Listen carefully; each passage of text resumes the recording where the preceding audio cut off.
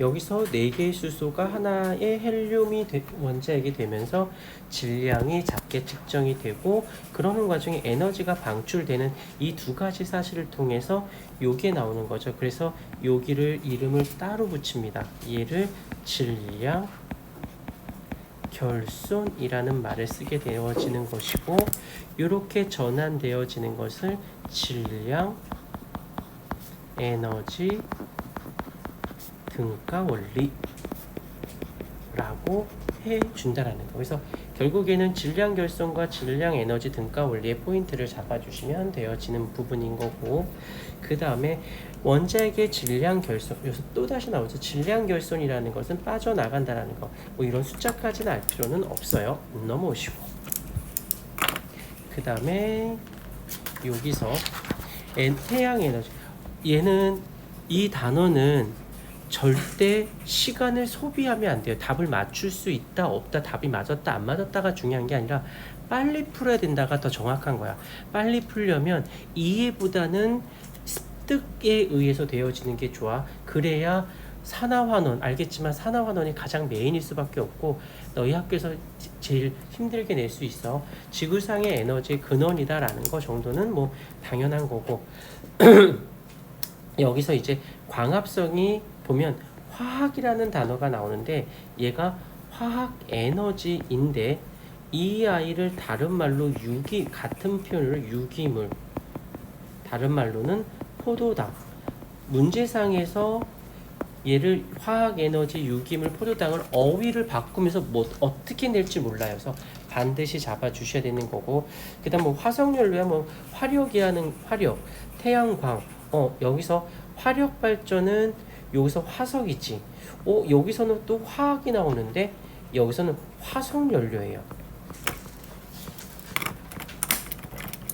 연료가 되는 거. 그 다음에 기상현, 태양광 발전은 요 빛이기 때문에 빛을, 그래서 요때 살짝 써주는 게 반도체를 살짝 써주셔야겠죠.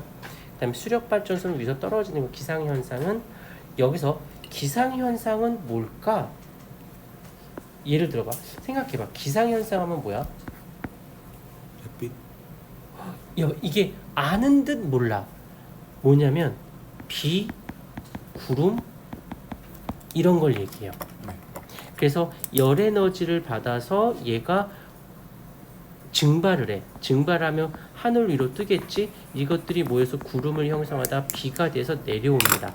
올라갔다 내려가서 이게 에너지 전환의 역학 에너지로 바뀐다라는 거.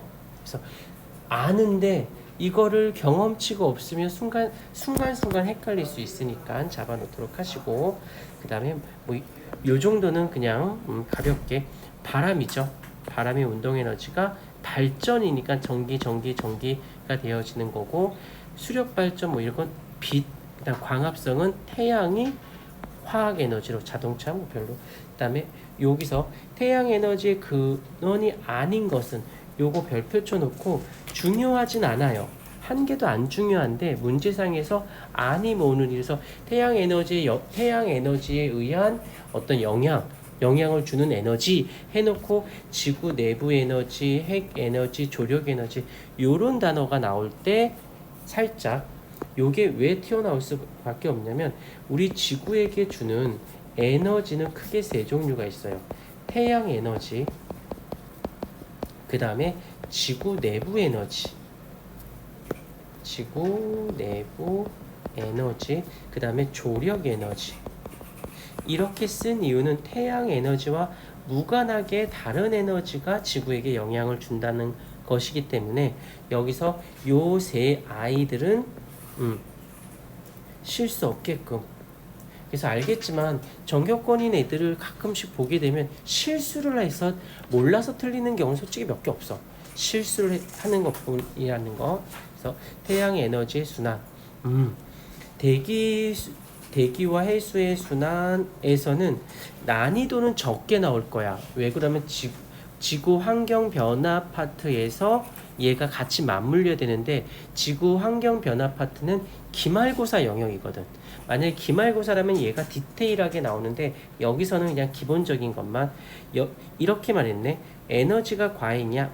쉽게 해. 더워. 적도지방이니까 당연히 덥겠지. 극지방일 땐 추워. 이렇게 됐고 그로 인해서 여기에서 물이라든지 정확히 해수나 대기가 에너지를 어떻게 한다? 흡수를 합니다. 그 흡수한 이 아이들이 어디로 간다? 추운 지방으로 이동을 해주고 이 찬 공기와 찬 물이 해수가 일로 와서 더 이상 춥지 않게 더 이상 덥지 않게끔 순환을 해준다라는 거. 그래서 지구 적도에 따른 에너지 불균형이 일어나요. 그런데 요 아이가 해수와 대기가 순환을 통해서 다시금 균형을 잡아주게끔 해준다라는 거. 대기.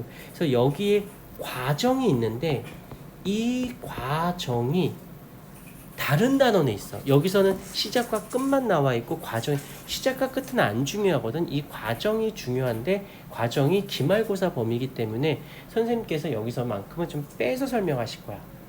오케이.